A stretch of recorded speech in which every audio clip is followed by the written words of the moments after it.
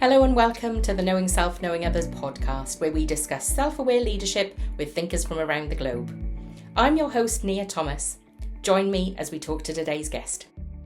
Today, I'm joined by Lisa Nordquist, and she's a certified health and wellness coach with accolades from prestigious institutions like Mayo Clinic and the International Coach Federation. As the founder and CEO of her own enterprise, Lisa brings over 2 decades of expertise in behavior change, mindset training, and program development to her clients. With a background in psychology and a plethora of certifications, such as a safe conversations leader and core dynamics coach, Lisa specializes in fostering emotional intelligence and refined communication for individuals and teams. Her book, Love Yourself Fit, earned her a silver medal in the Global eBook Awards, showcasing her dedication to promoting holistic wellness. Lisa's impact extends way beyond her business, and she's been featured on major media platforms like CBS News and ESPN Sports Radio, captivating audiences with her passionate presentations. So join us as we explore Lisa's journey and insights into building sustainable well-being and fostering productive relationships. Lisa, it's so good to talk to you today. Thank you. What a wonderful introduction. And thank you for having me, Dr. Nia. I am excited to be here. So tell us about these two parts of your areas of expertise. So you have fitness and well-being on the one side and psychology on the other. How do those two things go together? Yeah, good question. And I actually get that question a lot of times from like corporate moguls. They're like, wait, fitness? What are you doing here? You know what? It all comes down to behavior change. Because a lot of what we're talking about in this sphere, you know, your guests, what I do, what you do is helping people grow to a newer, better level. We can give them a ton of information about that, but unless they choose to actually change their behavior, it's all for naught, right? So what we're trying to do, what I'm trying to do is actually get an adoption of new behavior and new mindset. So when I look at the spectrum, from that perspective, fitness and health and self-care and that behavior over the long haul is very similar to like taking on something like self-awareness or emotional intelligence. It's a limbic learning process in the limbic region of the brain. So it's going to have to be something that there has to be purpose behind. There has to be some internal connections in mindset to make it happen. And so my experience and background with fitness, I really was struggling with self-care my whole life before I went into fitness. And I realized that the things that we were providing as a society for people in self-care was extrinsic and all about the physical and wasn't putting the mindset stuff together, wasn't putting in the limbic elements. And so I came in and figured that out kind of for myself and started bring that. And that's what my book is about, is how do you get yourself to practice that stuff and make those changes long term. And so that is then naturally carried over to me to my real interest, which is people's internal, how they're operating, you know, in multiple areas of life. I definitely see that connection because often when we talk about self-awareness, people ask me, where do you start with self-awareness? And I always say, start with mindfulness, especially if you're new to self-awareness, because you need to understand, how does your breathing change when you're stressed? How does your heart rate raise? And that is very fundamental to our operating system, isn't it? It's about how am I functioning as on the physical level, and how does that then impact the way that I operate within the workplace and as a leader, etc. Absolutely. And, you know, there's this thing that connects the mind and body, the neck. You know, we've come from this in the Western world, this idea that we're separate, you know, that my mind is different than my body. And we know there's been so much research, especially over the last 40 years in this area. It's called PNIE, that connects our state of mind with our physical health. And to your point, things like, you know, pausing and meditation and becoming, you know, working those muscles, those mindset muscles, so that we can be more self-aware of what's happening physically when we're starting to have that emotional arousal. But both sides, to become more aware of the mental state we're in, the emotional state we're in, the spiritual state we're in, the physical state we're in. Mhm. is really a different way of thinking, I think, of the whole self. And that is really self-awareness, is checking in on your whole self of what's being triggered, what's my body doing, like you just pointed out, where are my thoughts going? All of it is kind of an awareness, and thinking of yourself as a whole being. Because the Absolutely. reality is, like, if you're fighting with your spouse, Mhm. or you're going to have trouble at work, right? And Yeah. if you have Yeah. huge issues at work, you're going to bring them home. There's no separation, really. There's a interconnection within and without that's very prevalent. And I think self-awareness is really starting to pay attention to that. Yeah, most definitely.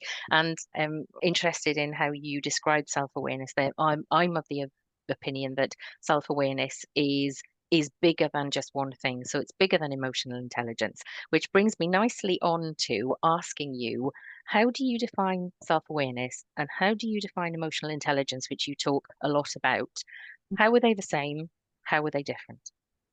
Gosh, I feel like I want to throw that question back at you because you're the expert on self-awareness. But so I would love to hear more about what you have to say on it. But I do think so. Self-awareness in itself is that, to me, is that being aware of what is going on with me in all those areas, being like having a barometer, an internal barometer where you can Mhm. check on, oh, where am I at with this? Why is this stressing me out? Why do I feel myself getting elevated in those maybe physical markers? They might be emotional markers, or it might be a mindset where you watch a politician on TV and you start to get angry. Mhm. That's BS or whatever. It's noting that. And then going a little deeper, hopefully with emotional intelligence on it, is where did that come from? Where is that coming from? I think we all sort of walk around with these VR goggles on, and we think everyone's has the same VR goggles. They Yeah. don't. We have our own thing we're watching from our childhood, from our experiences, Yeah. from our physiology. And self-awareness, I think, really is the foundation of, oh my gosh, I'm walking around with my own VR goggles on. And Yeah. then I think that EQ is, I don't think you can, it's kind of this funny thing. I don't think you can have emotional intelligence without self-awareness. Yeah. But you can have self-awareness and not the full gamut of EQ. Mhm. But I think if you're really like I don't know that there's a rating system, I would acquiesce to you on this, but you're really self-aware. It goes beyond just checking on self, and it goes into, how am I landing with other people? Yes. How am I coming across? Yeah. And being conscious of that, and then taking that into the fold of how you direct yourself and manage yourself. Yeah, I think that's probably the description that I would give in terms of how is self-awareness different or how does it encompass emotional intelligence? And there is a really good example. I was talking to Gerrit Peltzer and he was talking to me about a politician who was hoping to pick up Angela Merkel's job when she had left it. And Mhm. he was spotted in I think it was a region that had had some significant flooding, and he was spotted in the background of a video laughing Oh, and laughing Lachette. So if you look it up on Google, you'll find uh, it. And for me, that is where self-awareness becomes different, bigger, beyond emotional intelligence, because your awareness of how you come across to others in that context, how does that impact your reputation and your future career chances in his situation?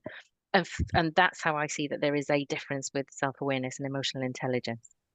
yeah. Well, that makes sense. In our world today, you need to be, especially as a leader, almost hyper vigilant about how you are coming off in multiple situations. Mhm.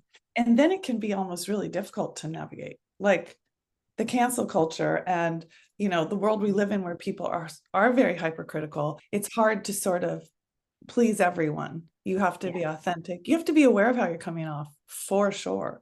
And then I think that leads leaders to really look at what is my mojo going to be? What is my vibe? What is my pulse? And being authentic with that. Yes. And doing it from a place of conscious awareness and choice. And I think that's the difference Yeah. because if you don't know and you aren't aware that others are aware of you and your impact on others, you're not in a position to make a conscious choice. And I think that's the difference. If you want to be laughing in the background of a video, that's fine. But as long as you know that the impact that that potentially has by, the media that is looking upon you without understanding the Right. context. Absolutely. Like, I hope you're a comedian leader, right? Like, you're Indeed, making yeah, other people laugh and relieving the stress of the situation or something, right? definitely. Yeah. So tell us a bit more about psychological safety. This is something that you talk about. How does it fit in with collaboration within teams and, well, innovation within teams too? Yeah, so psychological safety is a beautiful thing. It's a newer thing. Amy Edmondson, at least newer in my purview, and her work on it has been significant. And I'm sure you're familiar with the Aristotle project that Google did with that, Yeah, and they found that there was just this tremendously strong link between psych safety on a team and innovation. I think what it does is it just makes it real. It makes a team real, where it is an environment when you have that going on a team. It's like this intangible, invisible vibe of it's okay to make a mistake. It's okay to throw out an idea. It's okay to ask for help. All of those things at the same time. And I think it's to what we were just speaking about, it's sort of the opposite of the media world and the pressures of the world, is that you're under a microscope as a leader in the world, and it becomes very hard to step out of the box and create new things. But if you create a bubble in your team where it is safe to throw new things on the table, to question things, to disagree, then that creates a space where people can be real and they can be creative and they can interact at a different level that is outside of the box, because they don't have to stay in that safety. And I think that the way that you created it is you become uncomfortably vulnerable as a leader. You talk about your mistakes. You talk about how this feels uncomfortable to me right now to talk about this. You become authentic, real, and open. And I think that's really hard for leaders because they don't want to be vulnerable. They want to be, the tough person leading the way, I'm a Teflon. But the truth is they're human too. And when you end up talking and coaching with leaders the way I do, you end up seeing, oh no, they don't know how to handle things sometimes. They're scared. They're human too, right? So I think it's a matter of leaders creating that vibe, that invisible vibe on their teams, with their teams. You've talked about your coaching work. How do you help leaders to go from that position of I've got to have all of the answers to the point where they are able to be more vulnerable, to be able to be open to say, I don't have all of those answers? Mm. Yeah. Well, so when I come in as a coach, I come in very person-centered, very neutral. If I come in as a consultant or a trainer, it's more, okay, I'm the expert and I'm assessing more and things like that. So, but either way, I'll be honest, I have this like stick drawing that I do with leaders. So if you imagine that you drew a mountaintop on a piece of paper, and on top of it, the very peak, you draw a stick figure man. So he has one leg on each side of this little mountain. One side of that mountain, say the right side, is empathy and connection and vulnerability and friendship almost. And on the left side, the other side, is authority and vision and protection and boundaries and clarity. And it's like two sides of the same mountain, and leaders have to learn to have a foot in each one and balance them beautifully.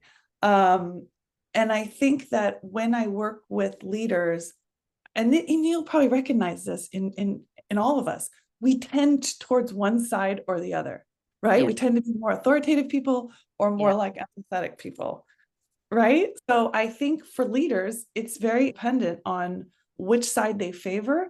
And how do we, going back to the fitness analogy, how do we help strengthen those muscles those leadership muscles on the side they tend not to go to, because we need them to be as balanced as possible and be able to go to one side when they need to, go to the other side more when they need to, depending on the situation. So it's really like being a balanced person. And interesting, because we've mentioned authenticity earlier. And I think that's a challenge because you're right, we will go to one side of the mountain or the other.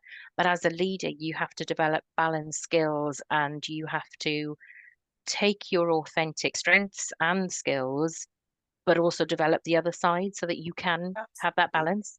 Yeah. Yeah, exactly. And that's where the self-awareness comes in, though, right? Is being willing to say, oh, I'm really good at this and I'm not so good at this. For example, for myself as my own small business, there's things I am not good at. So I enlist help in those areas because there's some areas I'm like, I am not going to spend the time ever to learn how to build a website. Not going to do it. So as a leader, I have to be smart enough to go, hey, what do I really not good at? And I need to get help on. Where am I not good at? And I am not going to get out of this without building that skill. And what am I excellent at? And I can, it's like going into that strengths finder thing, but a bit further. So you end up building the muscles where you need to, delegating where you need to, and hone in and elevating your strengths where you need to. And that can be back to the psych safety thing of where's your team? I had a leader say to me in a coaching session a couple of days ago, she said, I tell my team we are the Mutant Ninja Turtles, which is a cartoon movie chain. I don't know if you're familiar, for children in the US. And each of these turtles is like a karate expert in a different form of martial art. And they have different personalities or whatever. And so her analogy with her team to help them see each other's strengths, different strengths, is that. It was a great analogy that I took with me of like, yeah, we are stronger with different skills and traits, and bringing those in and getting the skills and strengths working and honoring those in our teammates is so crucial. So I think that's true for leaders as well as they develop. I think Ninja Turtles is a really good description. My team who might be listening are probably laughing because I've referred to, there were four of us at one point in my leadership team, and I referred to us as four legs of a table. And actually, I think four Ninja Turtles is far better than four legs of a table. Love that. That's great. Because it could be that too. Absolutely. Yeah, definitely. And now we're a three-legged table, but we are still steady and we are still strong. I have a three-legged table in my living room. I absolutely love it. It's from IKEA. It's super cute, retro. Just saying, they can be great too. Brilliant. Yeah. Tell us about the principles of the languages of appreciation. What are they? How do we cultivate them? What are they all about? So the languages of appreciation came out of and I'm blanking on the name, but the author is the same for the 5 love languages. Are you familiar with that? I'm not. Oh, okay. So in the US, it's really popular. The 5, like, what's your love language? Is it, and there's 5 of them. It's doing, it's like doing things for, hearing the word, gifts, it's things like that. So that author took that concept and transmuted into what's a business setting and appreciating people in the workplace, because it's really interesting because there's these really big recognition programs that we have in organizations, and they tend to, when we look at the research on them, they tend to not be as effective, the like employee of the month and things like that, because they're so generic. And so when we look at appreciation and the languages of appreciation, I think is a tool, a tool, they have an assessment you can do that allows you to hone in on each person's preferred language. They call it language of appreciation. And so that'll mean like mine it's called acts of service. So if my husband or my boss wants to do something nice for me, they will actually do a chore for me. That would be like an act of service. A boss would help an employee with a report or a project. Or if it's words of inspiration, like I said, there's 5 of them, and they really just help the leaders hone in on what is each person's preferred language, way of expressing, so that the leader can then save their time, energy, and money on trying to, if they're trying to say thank you, thank you, thank you, thank you, thank you to someone who doesn't really care about the auditory, then it doesn't land as well. And like we know, all humans want to be seen and acknowledged, and that helps with employee engagement tremendously. So I like to use it as a tool in that regard to help leaders become more aware, and use the platinum rule. The platinum rule they're saying Tell us now. the platinum rule. Yeah, so the golden rule was treat everyone how you want to be treated. So the new platinum rule is treat everyone how they want to be treated. That kind of idea. Amazing. I'm quite interested in neurolinguistic programming and how the words that we use have a significant impact. So language of appreciation, I can definitely see how personalizing that appreciation is far more meaningful than if you have a general corporate something or other once a month. Yeah, Yeah. most definitely. We will make sure we put a link in the show notes to any books that we reference so that listeners and watchers can access them if they want to find out a bit more. Oh, great. You talked about employee engagement and culture. How can we use different leadership styles to benefit those different employee engagement? How do we really draw on that and lean into that to make best impact for our people? Yeah. So the leadership styles, it depends on, I guess, which model you're coming from on that. I tend to go back to that idea of the leader on the mountaintop, and looking at which style, from the leader's mindset, self-awareness, questioning is, which style do I need in this moment? There are several leadership styles. Some are more assertive, aggressive, authoritative. Others are transitional leadership, is a little bit more like, hey, here we go. We're going this way. Here's the vision for the company. Some are more coaching style or democratic style. And so I think it's just having the wisdom as a leader, or the self-awareness as a leader, to ask, and maybe the social awareness too, to ask, what is it that we need, or I need to be as a leader right now? Do I need to go into a coach approach with this person and talk to them with a more person-centered, or do I need to share in the all staff meeting our vision as we go through this next change? So it's really the leader being able to navigate those different roles, know what they are, know how to do them, and then jump into them. For example, one of the clients I work with is a hospital system, and they're dealing with emergency situations all the time. I don't want my leader going, I'm going to go into my coach, ask them some open-ended questions and reflect back. If it's emergency or you're military, we want that bam, bam, bam, authoritative, do what I tell you to do right now.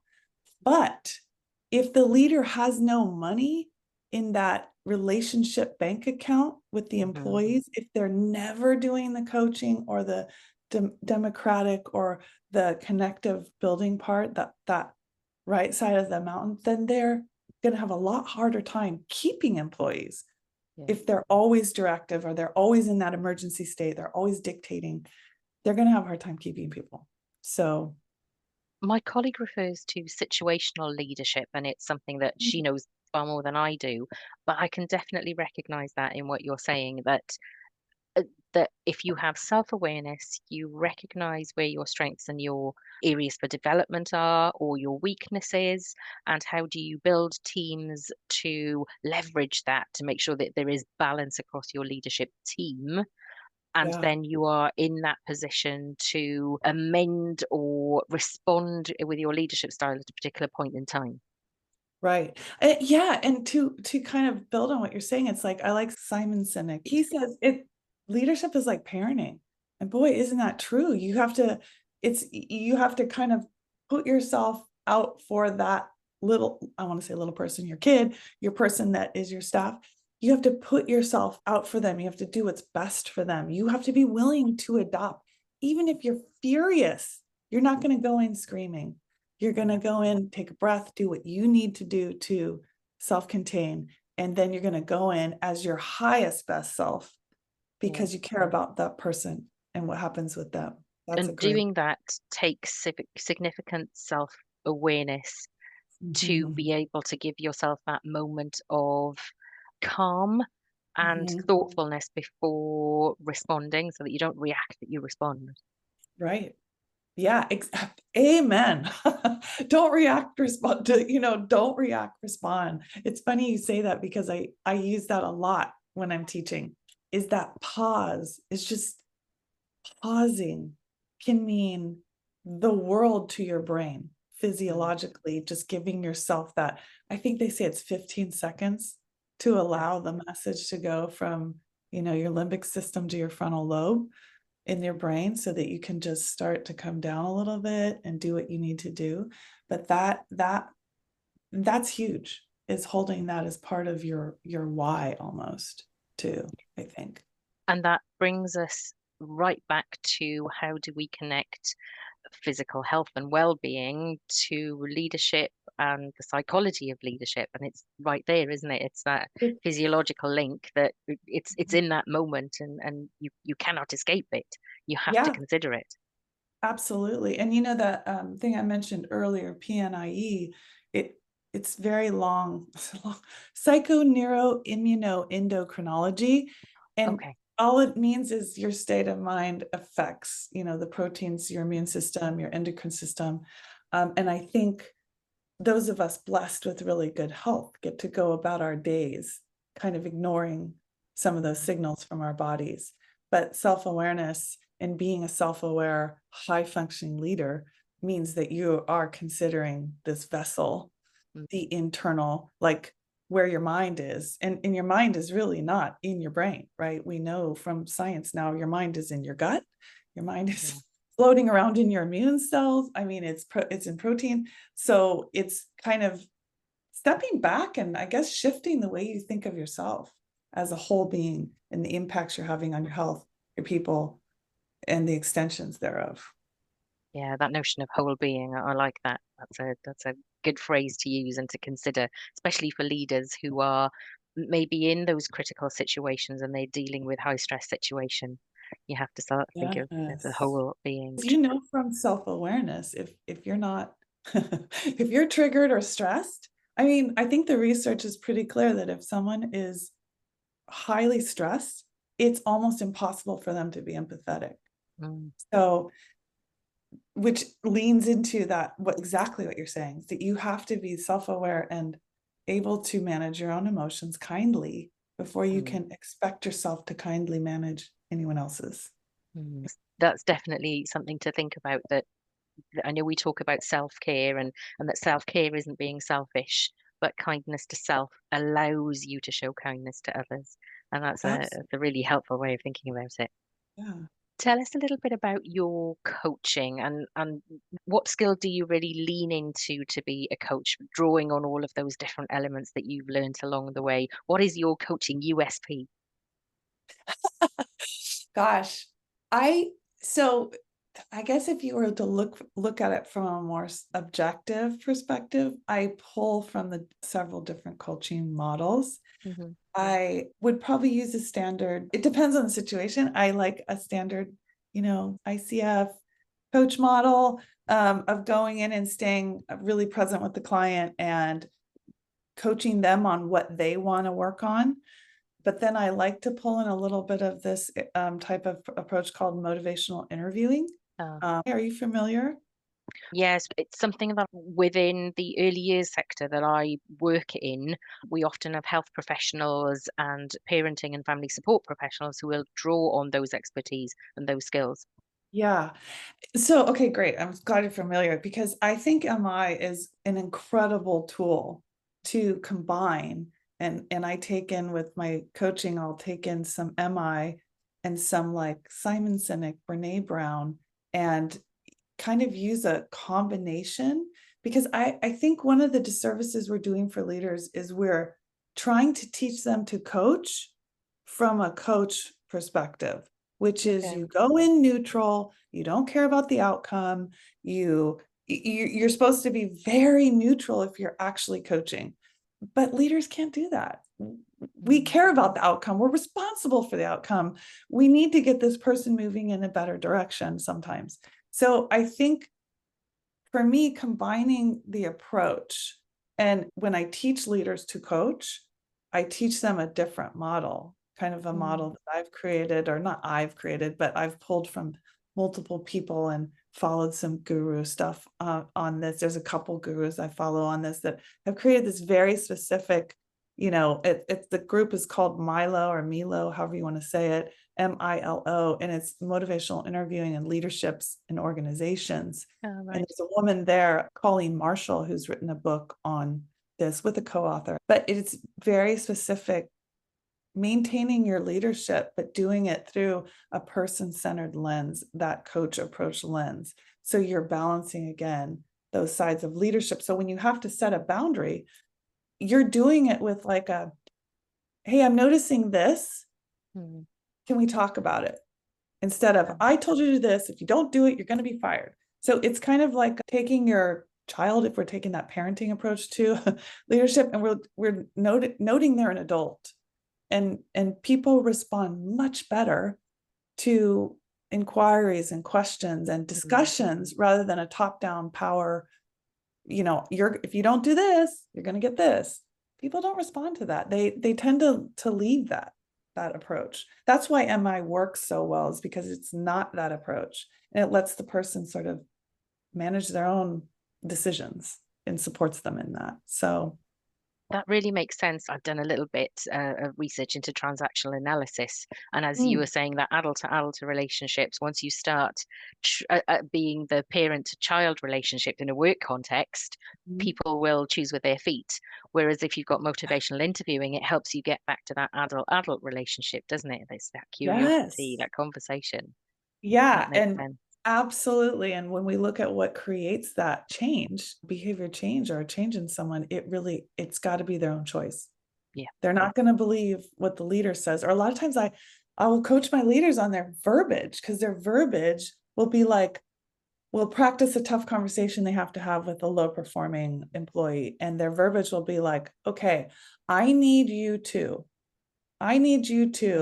and I'm like, pause. Oh, interesting. I need you to is not going to land, especially if the person we're addressing is already showing a little bit of resistance towards doing the regular job, right?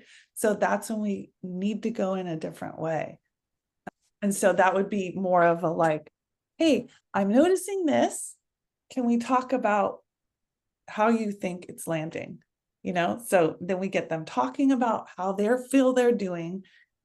We ask for permission, can I tell you how I think you're doing? And then we can more gently bring up the topic in a way that they won't throw up the wall right away. And it's more adult to adult. It's less demeaning. And I think with a lot of the retention that many industries are having now, or just even hiring, there's a generation that doesn't want to work as much.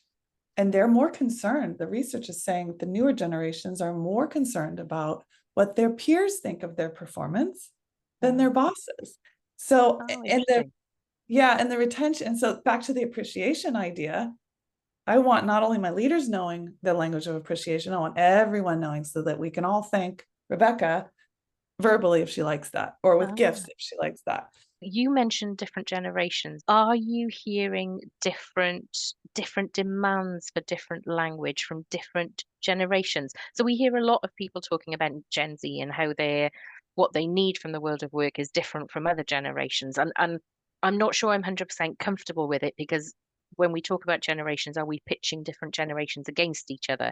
And are we actually creating more friction in the workplace? But I'm wondering, does that play out in practice? Well, I'm not sure I have the wisdom to speak so much on it, but I would say I've heard some people say it's not generation, it's stage of life.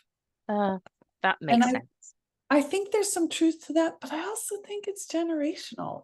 I notice things about people. I'm Gen X, and I notice stuff about my generation. We really associate really well with the boomer mentalities of, you show up, you get your work done, don't give anybody any gruff, you just do it, right? Whereas some of the younger generations are like, I want to enjoy my job, and you can't talk to me that way, and this and that. So as I look at it, when, you know, and we've never had so many generations in the workplace at once. Yes. Here's an interesting thing. I just read this a month or two ago, that the boomers are not retiring either. That's right. The cost of living means people have to stay in the workplace longer.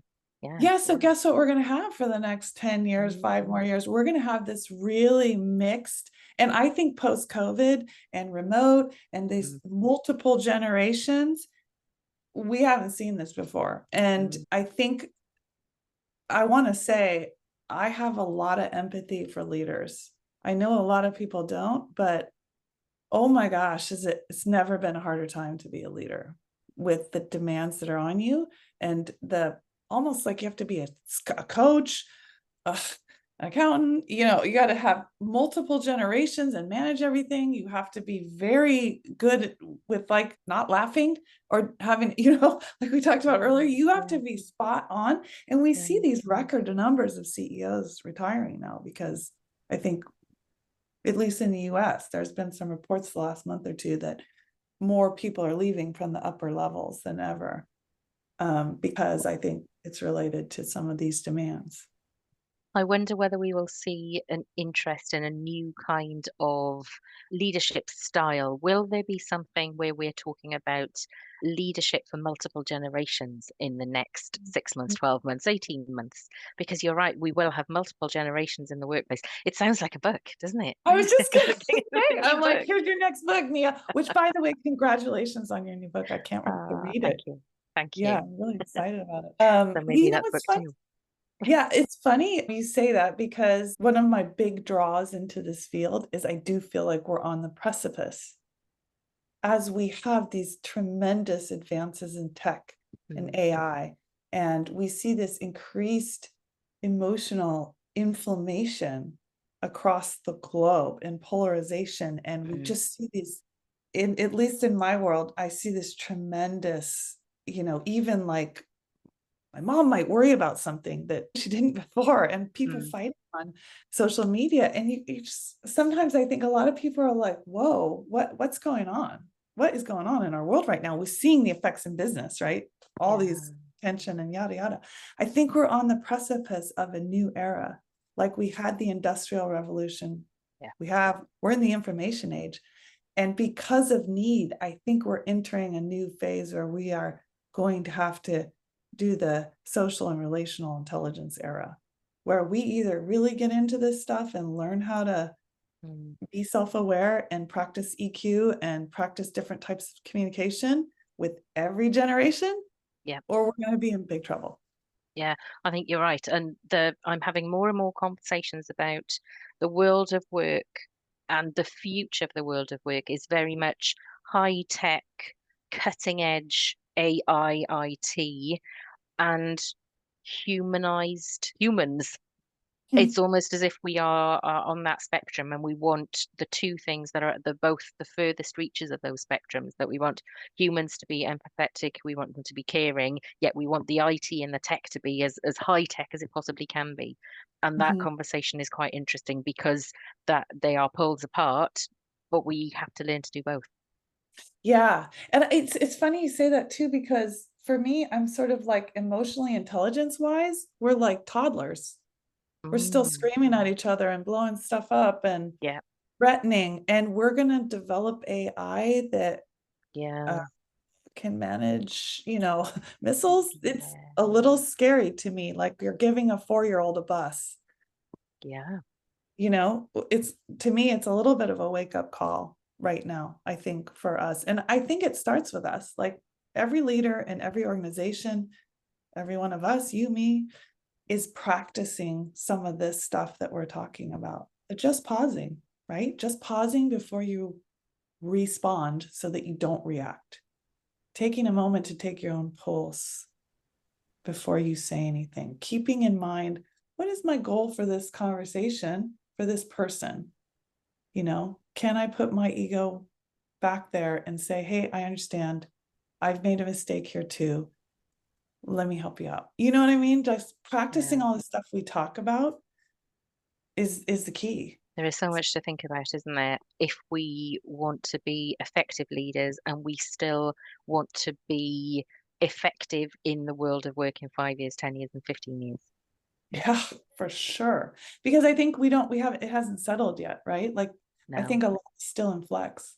And I Yeah, think I with think you're right. AI and things that are going on, it's either going to be one of those things like, oh, no, we're really not that far along. Like, my husband's in tech and he's like, we're 20 years away from self-driving cars. He's like, don't get excited because it's not happening anytime soon, because everyone has to have a self-driving car for Yeah. the self-driving car to work, right? Yes, They all have absolutely. to. That's exactly what my husband says too. So sometimes I wonder, okay, are we getting too excited about AI because it's really not as close as we think? We know we have some language models, but Mm, are the thinking models really, up and coming? I personally, I feel like we're way too focused on STEM. When we have kids that cannot have a freaking conversation, or we have big companies training their new college graduates on how to socialize, mm, hello, like, we need some inner development, right? A lot of the yeah, problems we're seeing are because we aren't working on self-awareness, other yeah, people awareness, good communication skills. How do you manage your emotions? To me, yeah, it's get the 4-year-old out of the bus, get some adults driving. yeah. And that means all of us, developing those skills. And polarization really underpins that because we are, as different groups of humans, we are in very different places, aren't we? There Yeah. are some people who are highly intellectual, who are doing the AI stuff, the people who absolutely understand the emotional stuff. And we're very polarized on, my concern is that we're moving further apart as those groups. Yeah. And that, I think that's mine too, is that I think it's going to require a little more action on behalf of, like, our governments to start Mm, implementing SEL in schools, yeah, for people to be willing to start practicing little elements of it. And it's not easy. It's a different type of thing. We're not used to it, and you can't just read about it, right? You have to yeah, actually do it. So yeah. then again, so I'm hoping MI is going to help with some of this stuff. And there's another tool that I want to mention. It's Safe Conversations. Mm, And they also have a business element called, and they're more of like a program, a brand, but I like to use them because they have this, it's a structured dialogue. So mm, you don't have to really know what you're doing to follow it, and to have a really eye-opening, emotionally intelligent, self-developing conversation with another person. Really helpful, I think, if people are like, I don't know what to do. What do I do? How do I have a conversation, that works? I would definitely turn people, right? Just before we go, Hmm. 3 top well-being or relational skills that you think that leaders are going to need for this future that we're all heading to at the rate of knots. Yeah. Well, I think that the things I would say are pretty broad. The first would be immaculate self-care. Mm, Immaculate self-care. And that meaning not that you're working out 5 days a week, but that you are, like, spiritually self-caring, you're psycho-emotionally self-caring, you're physically self-caring, and you're relational mm, self-caring. The Harvard Men's study, which is just one of the longest running studies in history, when they took out race and socioeconomic status and everything, what it came down to is quality of relationships, yeah. had the longest, happiest lives. So that's something to consider. Also, I think the second thing I would say is just emotional intelligence overall, and that is a big thing, but specifically self-awareness, I think at the deepest levels can hit on a lot of the EQ bases. And then last but not least, I would say what we've mentioned today, person-centered Mm, approaches to conversation, those coach approach, the MI, the safe conversations. So those, just learning that. So taking good care of yourself, learning the EQ, practicing it, and then learning how to do those type of conversations would be my top 3. And that what I work on myself all the time. It's not an arrival, it's a process, right? So absolutely, it's a journey, as per the name of the book, The Self-Awareness Superhighway. yes, yay. Almost as if we planned it. Right? Lisa, it's been absolutely brilliant having this conversation with you. I think we've really touched on so many different things, from the workplace to society to the future of the globe. So it's been Yes. really great having the conversation with you. Thank you so much for joining me today. Oh, thank you so much for having me. It was really fun. Thanks, Nia. Thank you for joining me on today's episode, where we aim to develop self-aware leaders around the globe to generate kinder, more respectful and creative working relationships through reflection, recognition and regulation. Head over to my website at knowingselfknowingothers.co.uk to sign up to my newsletter to keep up to date with my blog, podcast and book. Looking forward to having you on my learning journey.